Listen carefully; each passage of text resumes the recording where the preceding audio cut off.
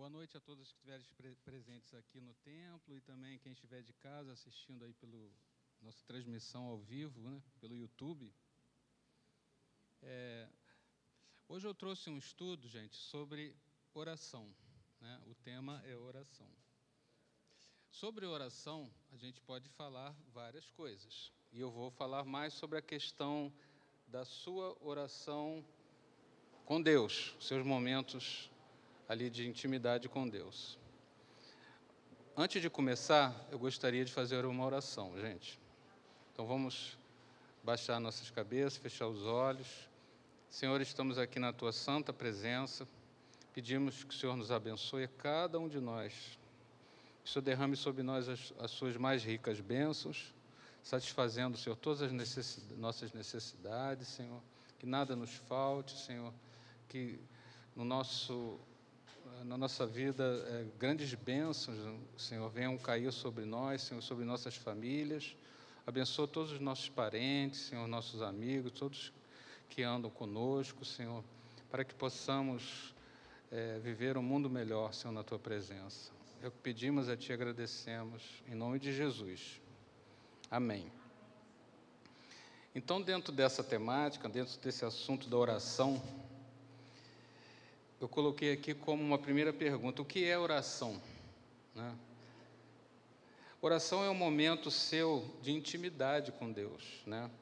É aquele momento sublime do homem com o seu Pai e Criador, né?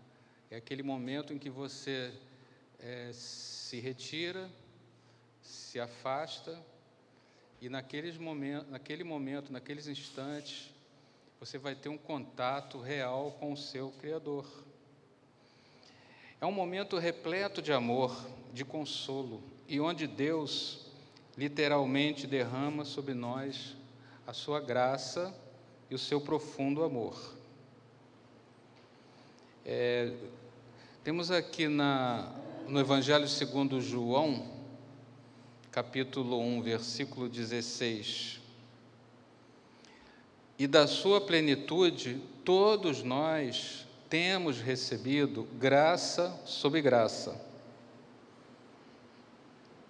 A graça de Deus, recebida nos momentos de oração, ela nos capacita a suportar e ultrapassar profundos vales de lágrimas e sofrimentos.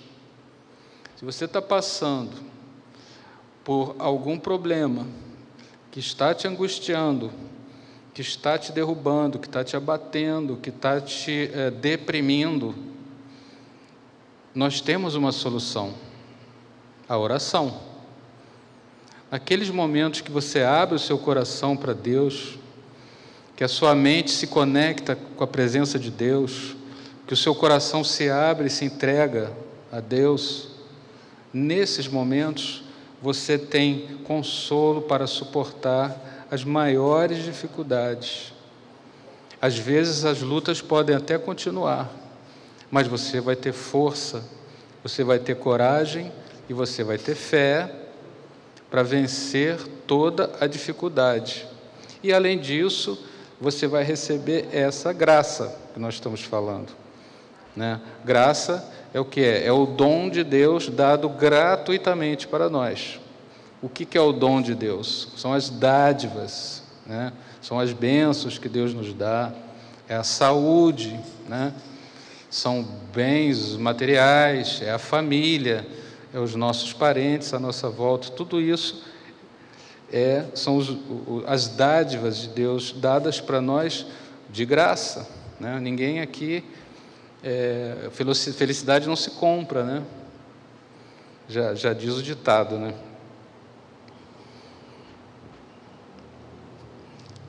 Eu gostaria também de trazer aqui a segunda epístola de Paulo aos Coríntios, no capítulo 12, a partir do versículo 7. Uma passagem que ilustra bem essa questão, né, da graça de Deus em meio à dificuldade.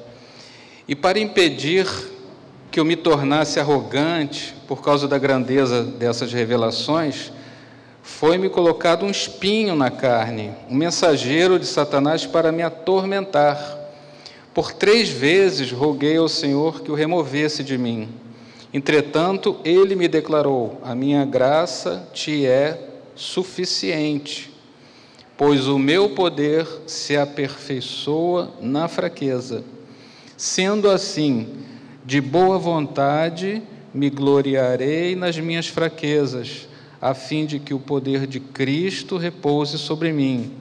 Por esse motivo, por amor de Cristo, posso ser feliz nas fraquezas, nas ofensas, nas necessidades, nas perseguições, nas angústias, porquanto, quando estou enfraquecido, é que sou forte. O que é isso? Paulo virou um super-homem? Nós vamos virar um super-homem, que vamos ser capazes de suportar qualquer coisa? Não.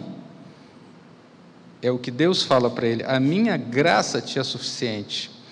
Então, ele, em meio a toda dificuldade, perseguição, às vezes carência de comida, de veste, alguma dificuldade que alguém possa estar passando, nós podemos achar refúgio na oração, nesse contato com o Senhor.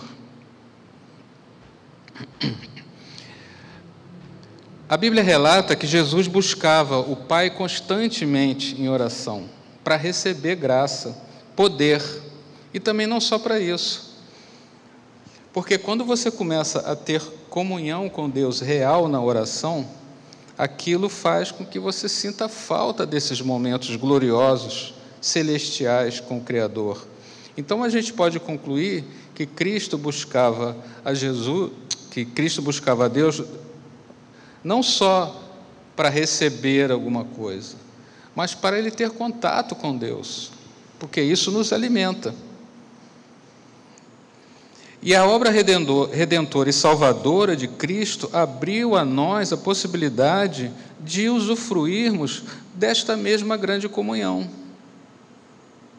Então, hoje as portas estão abertas para você se achegar a Deus e orar, e ter comunhão com Deus verdadeiro, aquele que te criou.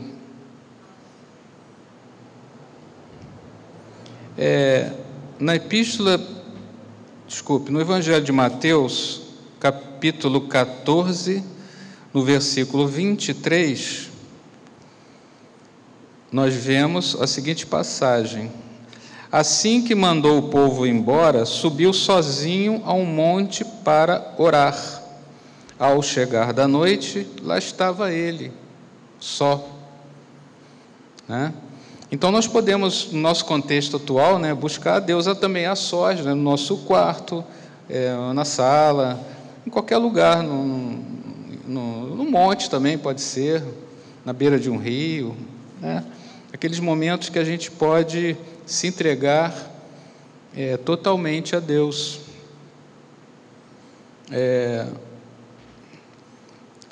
Alguns anos atrás eu participei de um retiro que era um retiro só de oração, As pessoas eram num sítio verde, bonito, e as pessoas tinham momentos de oração, ali cada um escolhia um cantinho debaixo de uma árvore, levava a Bíblia, lia a Bíblia e ficava orando. Então eram momentos maravilhosos.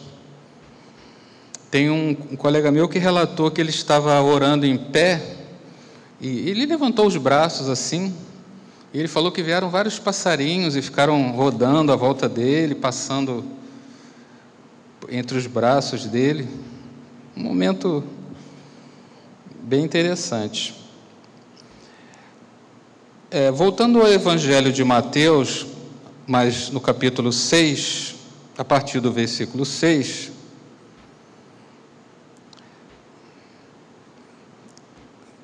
diz o seguinte: tu, porém, quando orares, vai para o teu quarto, e após ter fechado a porta, orarás a teu Pai que está em secreto. E teu Pai, que vê em secreto, te recompensará plenamente. E quando orardes, não seja como os hipócritas, pois que apreciam orar em pé nas sinagogas ou nas esquinas das ruas, para serem admirados pelos outros. certeza vos afirmo que eles já receberam o seu galardão. Então aqui diz o seguinte, que a oração não é para você querer aparecer, né? Querer dizer que você é mais espiritual que os outros, ou querer dizer que você é um santo, né? É um super consagrado. Não é isso. A oração é um momento realmente de intimidade. Seja você mesmo, chegue para Deus sem máscaras. É assim que é.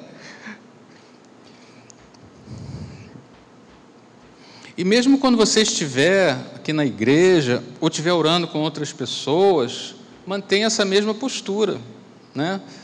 De você estar ali, você em intimidade com Deus, não é orando pensando no que o outro, ou você querer impressionar alguém, não é por aí.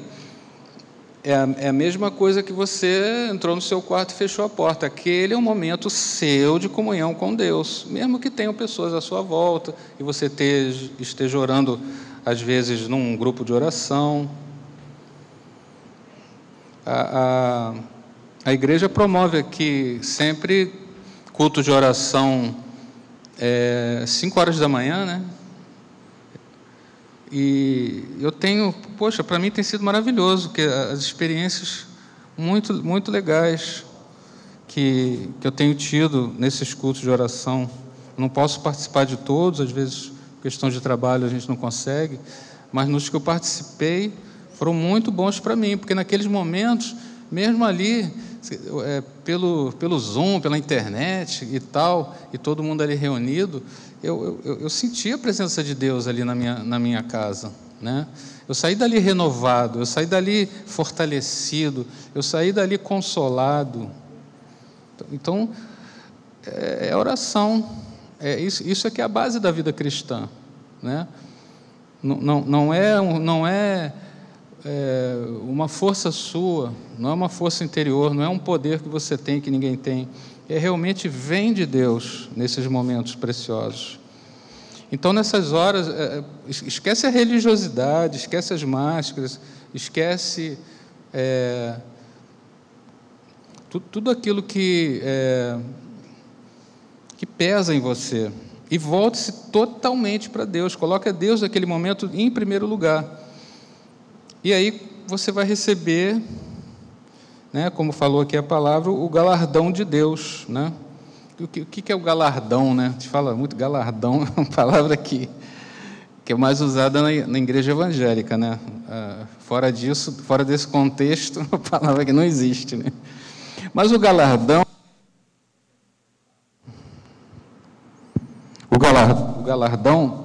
ele, vamos dizer assim, é simplesmente tudo, né? Todas as bênçãos, né, que você pode receber de Deus, essa bênção da alegria, da paz, né, que você recebe, essa bênçãos materiais. Você, quando começa a se aproximar de Deus e ter essa comunhão com Deus, a sua vida se transforma em todos os sentidos, né? Tudo na sua vida se transforma.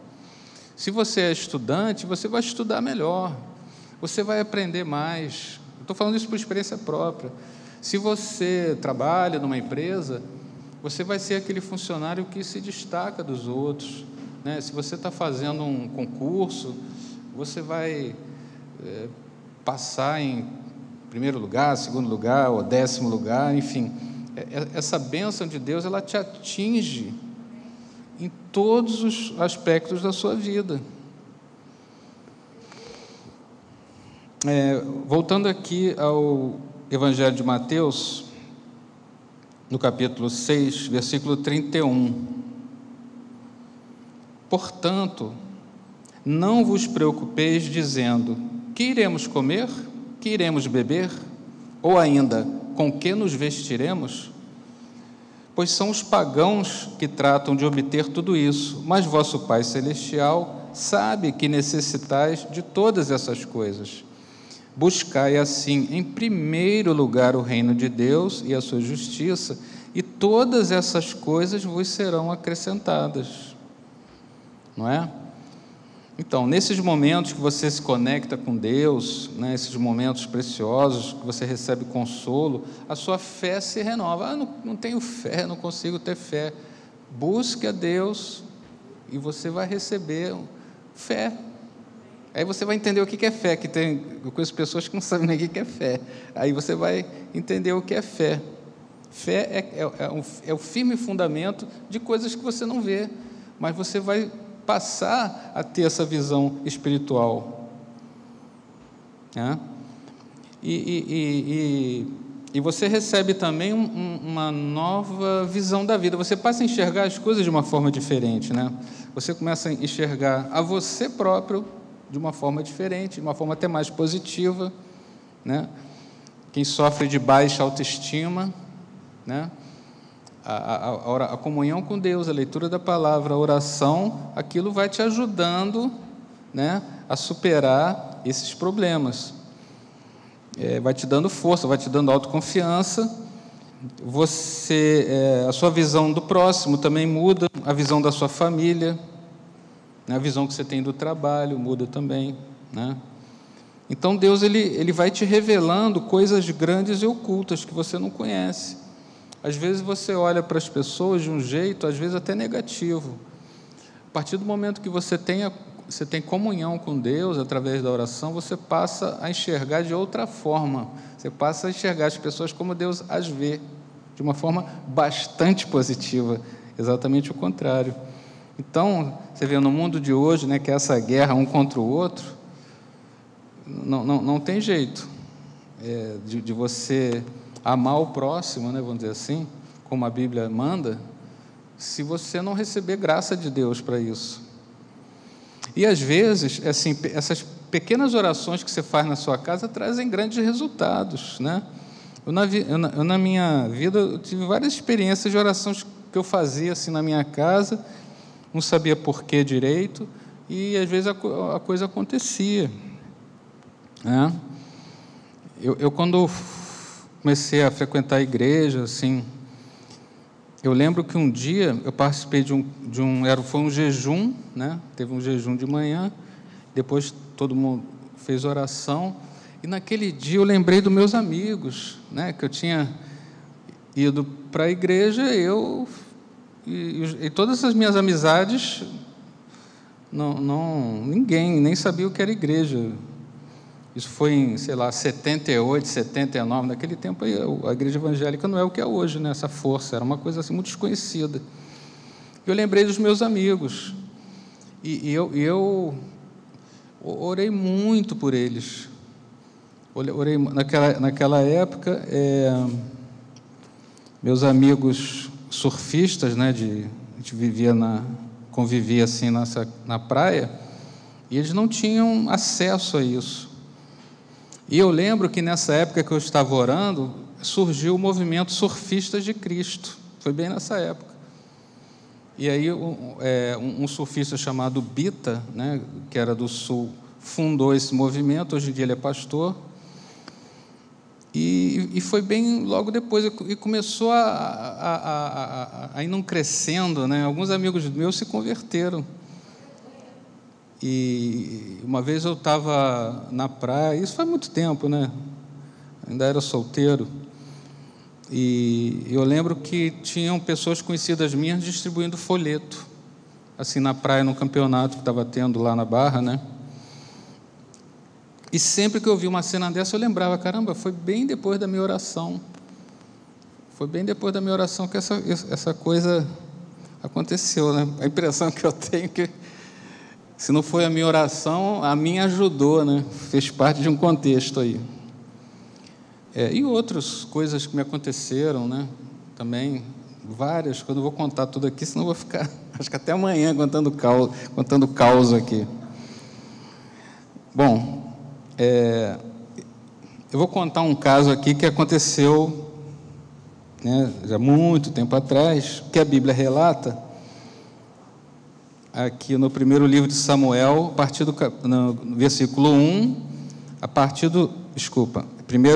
primeiro livro de Samuel, capítulo 1, a partir do versículo 9. Certa ocasião, em Siló, logo depois de haverem terminado de comer e beber, estando o sacerdote Eli sentado numa cadeira, junto a um dos pilares, à entrada do santuário do Senhor, Ana se levantou e com alma profundamente sofrida, chorou muito e orou ao Senhor, e fez o seguinte voto: ó Senhor Todo-Poderoso, se quiseres dar atenção à humilhação da tua serva, e te lembrares de mim, e não te esqueceres da tua serva, mas lhe concederes um filho homem, então prometo que o dedicarei a ti, Javé, por todos os dias da sua vida, e o seu cabelo e a sua barba jamais serão cortados. Como Ana estava orando silenciosamente, os seus lábios se mexiam, mas não se ouviam o som de sua voz. Então Eli imaginou até que ela estivesse embriagada. Enquanto ela seguia em sua oração, na presença do Senhor, Eli observava os movimentos da sua boca e lhe repreendeu: mulher, até quando andarás embriagada? Livra-te do teu costume de beber vinho. Entretanto, Ana lhe replicou com essas palavras: ó não, Senhor, pelo contrário, sou uma mulher tomada pela amargura, não bebi vinho ou qualquer bebida fermentada. Estava assim a derramar a minha alma diante do Senhor. Né? Então a gente vê que a oração é um momento de entrega total. Né? A Ana estava ali passando por um problema tão sério, ela estava tão angustiada, que ela fez uma oração assim, que parecia que o sacerdote chegou a pensar que ela estava bêbada, né? Ela estava ali balbuciando, né? Então, um momento de desespero, sim, no final, vou até ler a parte final, no versículo 18, que a tua serva alcance graça diante de ti e que pense sempre bem de minha pessoa, ela falando para o sacerdote. Em seguida, Ana seguiu o seu caminho, comeu, e em seu rosto já não havia mais desalento. Quem consolou ela? Foi aquela oração, ali ela abriu o coração, né, derramou o coração, e ela recebeu a graça de Deus. E aquilo não aconteceu nada. Na verdade, o que ela queria é um filho, né? Que ela não tinha, era estéril, né? Não tinha filhos, ela queria ter um filho. E aquilo estava angustiando a ela demais. E ela levantou daquela oração, já o coração consolado, mas ela não teve o filho ainda, mas ela teve o consolo e teve fé. Ali a gente entende que ela creu que Deus ia dar um filho para ela. Então, você vê como a oração, ela nos dá graça nesses momentos difíceis de angústia que a gente passa, né? De problema, de família, de filho, de tudo que a gente passa. Todo mundo aqui já passou por situações dessas. Então, esse texto ele reflete assim o processo da oração, né? A busca de Deus e a pronta resposta da graça, do amor, da misericórdia derramada sobre aqueles que o buscam. Então, assim, eu queria incentivar a todos que busquem o Senhor, em primeiro lugar nas suas vidas, e só quem busca o Senhor que o encontra, né? E a gente tem que falar para Deus tudo que nos incomoda, tudo que nos aprisiona, qualquer dificuldade que a gente tem, que Deus vai nos responder no momento certo e dar alívio, né, para as nossas dores, para as nossas dificuldades, para nos dar fé, segurança, paz e tranquilidade. Tem muita gente que busca isso de várias maneiras, mas não acha, né? Por quê? Porque não está buscando na fonte, né? Quem é a fonte? É Deus, né? É a fonte de tudo que é bom vem de Deus. Então nós temos que buscar Deus.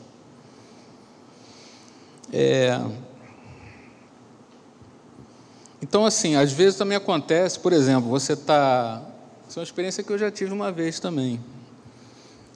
Você fala assim, eu vou orar, mas eu não estou com a menor vontade, parece que tem uma barreira, né? Uma parede, né? Você vai orar e não vai... Parece que tem algo que te separa de Deus. Não liga para isso. Não se importe com isso. Vai fazer a sua oração. E Deus vai te abençoar. né? Quando eu passei a entender isso, essa barreira meio que, não sei se desapareceu, ou ficou esquecida, ou não sei também se eu passei a entender como é que a coisa funciona, né? Mas não liga para isso, não. Faz de conta que não tem barreira nenhuma. Vai fazer a sua oração e você vai ver que ali no meio dos ossos secos, né? vai haver vida. Né? Teve uma vez também que eu fiquei perguntando a Deus, poxa, como é que a gente deve orar, né, de uma forma assim, o que a gente deve falar, como é que deve ser a nossa oração? E nesse dia, no mesmo instante, veio na minha lembrança a oração do Pai Nosso. Né? A oração do Pai Nosso é uma oração ensinada por Jesus, e é uma oração que, como é que eu vou dizer, ela guarda dentro de si, dentro do texto pequeno e rápido que ela contém, mais ou menos tudo que a gente precisa para o nosso dia a dia, né? Então eu vou ler aqui para vocês a oração do Pai Nosso. Todo mundo conhece, mas sempre é bom a gente ler e reler e fazer essa oração, né? Porque a oração foi indicada por Jesus. Eu separei aqui a que está no Evangelho de Mateus, no capítulo 6, versículo 9. Por esta razão, vós orareis, Pai nosso que estás nos céus, santificado seja o teu nome. Venha o teu reino, seja feita a tua vontade, assim na terra como no céu. Dá-nos hoje o nosso pão diário. Perdoa-nos as nossas dívidas, assim como perdoamos aos nossos devedores. E não nos conduzas à tentação, mas livra-nos do maligno, porque teu é o reino, o poder e a glória para sempre. Amém. Então, gente, este é o caminho do avivamento. Todo mundo que está buscando avivamento, né? Esse é o caminho. Busca o Senhor em profunda e sincera oração. Leia a sua palavra, né? Leia atentamente. Como é que eu vou dizer? Saboreie aquelas palavras, né? Que a sua vida vai mudar, né? O deserto vai se transformar em mananciais de vida, jorrando por toda a vida eterna. Os ossos secos tornarão a vida, e as fontes secas se encherão e transbordarão. A semente da mostarda, que é a nossa fezinha tão pequenininha, vai crescer, vai se transformar numa árvore tão grande que os passarinhos vão se aninhar ali. O que quer dizer? Quer dizer que você vai ajudar muita gente que está precisando, né? Deus vai usar você para você ajudar ao necessitado, ao desesperado, que precisa às vezes de ouvir uma palavra e não tem quem fale, né? Não tem ninguém que diga, poxa, busca Deus, poxa, leia a palavra, busca Deus em oração, né? Nós temos que ter essas experiências para a gente poder compartilhar com os outros, com quem não conhece, com quem nunca ouviu falar, né? Não é só ficar restrito nas quatro paredes da igreja. Tem que mostrar isso para o mundo, para as pessoas, né? Que a gente conhece. Quando você deixa isso acontecer, é uma coisa maravilhosa, né? Eu e a minha esposa passamos, às vezes, as pessoas chegam para a gente e pedem ajuda, pedem oração, ou pedem um conselho, e você não sabe bem por quê, porque você não sabe por que a pessoa vai pedir para você e vai pedir para o outro, né? Mas talvez ela veja em você essa segurança, essa paz, essa tranquilidade. Então ela vê, poxa, se ele conseguiu atingir isso e eu preciso disso, eu quero conversar com ela para ver se eu, pelo menos, sei o caminho, né? E aí você vai falar, vai testemunhar, vai dizer de forma singela a sua experiência e, com certeza, este é o caminho. Se é o caminho, então vai ajudar as outras pessoas. Então, gente, Gostaria então de fazer uma pequena oração para terminar, e depois eu vou chamar a Cláudia e a Sandra para fazer a oração pelas famílias. Senhor, agradecemos esse contato com a Tua Palavra, o contato que podemos ter contigo, Senhor, através da oração.